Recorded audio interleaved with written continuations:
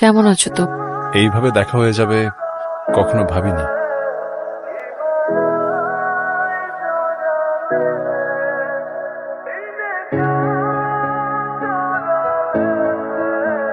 এই শহরে বৃষ্টির তোরে স্বপ্নের ঘরে দেখেছিল বৃষ্টি স্নাত একটি গোড়া।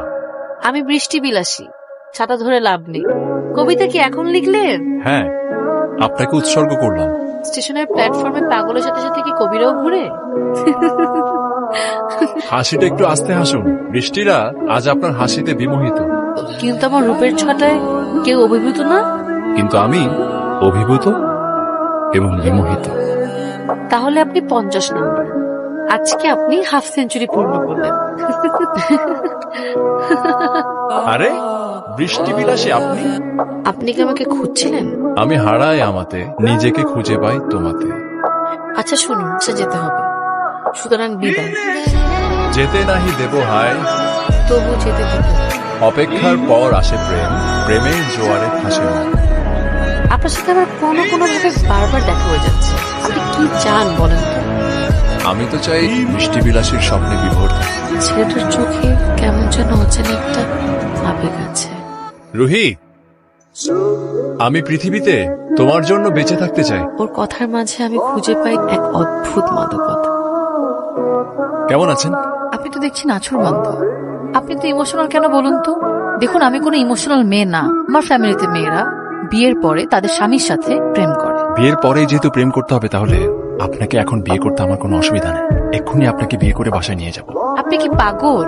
সেটাই তো বোঝাতে চাইছি আমি। আপনার যদি মনে হয় যে পাগল ছেলেকে বিয়ে করার সিদ্ধান্ত নেওয়াটা ভুল, কিন্তু এক সেকেন্ডের জন্য যদি মনে হয় আপনার এই পাগল প্রেমিকটাকে আজকে হুট করে বিয়ে করাটা সঠিক সিদ্ধান্ত হবে, আমি সত্যিই আজকে আপনাকে বিয়ে করব।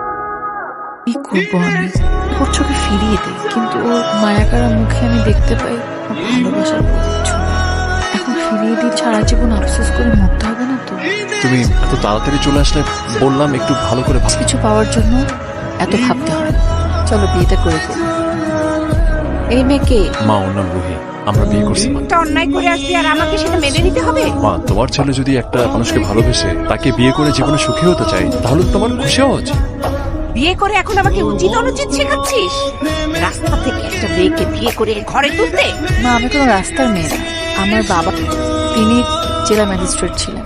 হয়েছে, আর নাটক করতে হবে না তোকে। বউকে নিয়ে ঘরে যা। আমি এখন বাচ্চা নেওয়ার জন্য প্রস্তুত না।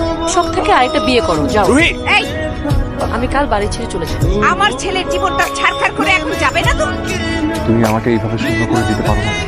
দেরি হয়ে গেছে আসলে।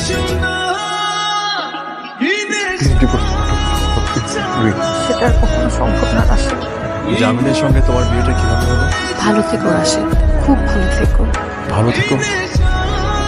তোমার এই প্রস্থান যেন একটা অজানা ব্যথা কাজ করে, বলতেও পারবো না, ভুলতেও পারবো না। আমি চাই না রাশেদ তোমার সাথে আর কোনোক্ষণে কোনো কালে দেখা হোক।